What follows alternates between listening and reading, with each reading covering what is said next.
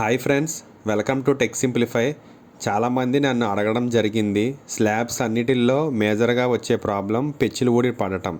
ఇలా జరగడానికి main reason ఏంటి అని. ఈ వీడియోలో మనం తెలుసుకునేవి స్లాబ్ పెచ్చులు ఊడి పడడానికి మెయిన్ రీజన్, ఇంకా అలా అవ్వకుండా ఉండాలి అంటే తీసుకోవాల్సిన జాగ్రత్తలు ఏంటి అనే దాని గురించి.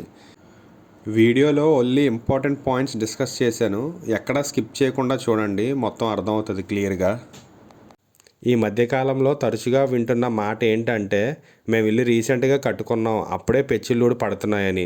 మెయిన్ రీజన్లోకి వెళ్తే చాలామంది స్లాబ్స్ మీద చిన్న చిన్న క్రాక్స్ అనేది అబ్జర్వ్ చేయవచ్చు. మనం మ్యాక్సిమం 90% ఆఫ్ ది స్లాబ్స్ మీద మనం అబ్జర్వ్ చేస్తాం. మనకి IS 456 కోడ్ ప్రకారం కాంక్రీట్ స్లాబ్లో 0.3 mm వరకు క్రాక్ విడ్త్ అనేది ఉండొచ్చు. మన స్ట్రక్చర్కి పెద్దగా ప్రాబ్లం అనేది ఉండదు. ఇన్ కేస్ ఇది దాటితే డ్యూరబిలిటీ అండ్ సర్వీసబిలిటీ పాయింట్ ఆఫ్ వ్యూలో కాంక్రీట్ స్లాబ్ని రిపేర్ చేసుకోవాల్సి ఉంటుంది మనకి.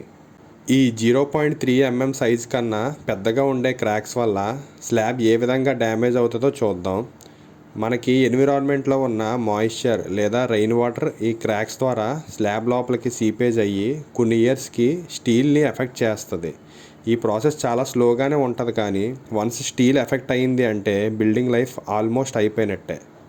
ఈ ఎన్విరాన్మెంట్ కండిషన్స్ వల్ల కొన్ని ఇయర్స్కి స్టీల్ అనేది రష్టపడడం స్టార్ట్ అవుతుంది. ఈ వీడియోలో చూసినట్టుగా స్టీల్ రష్టపడినప్పుడు దాని సైజ్ పెరుగుతుంది.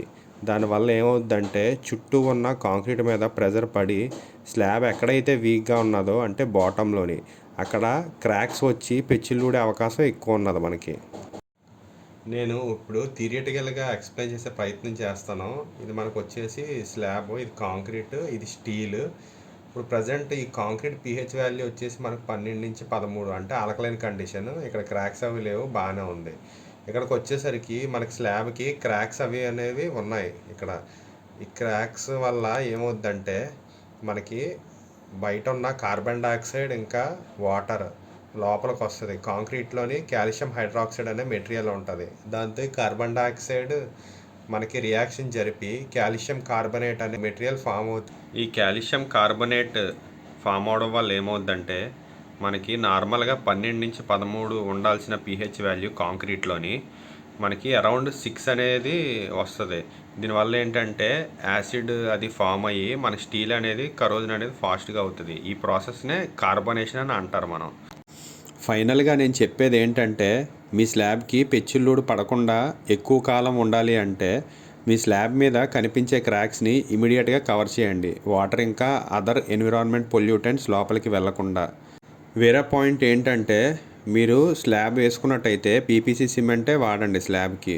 OPC సిమెంట్ అవాయిడ్ చేయండి. OPCకి PPCకి క్లియర్ డిఫరెన్సెస్ నేను నా ఛానల్లో ఒక వీడియో డీటెయిల్డ్గా చేసి పెట్టాను ఎగ్జాంపుల్స్తో పాటు. చూడలేని వాళ్ళు ఎవరన్నా ఉంటే వెళ్ళి చూడండి, లింక్ డిస్క్రిప్షన్లో ప్రొవైడ్ చేశాను.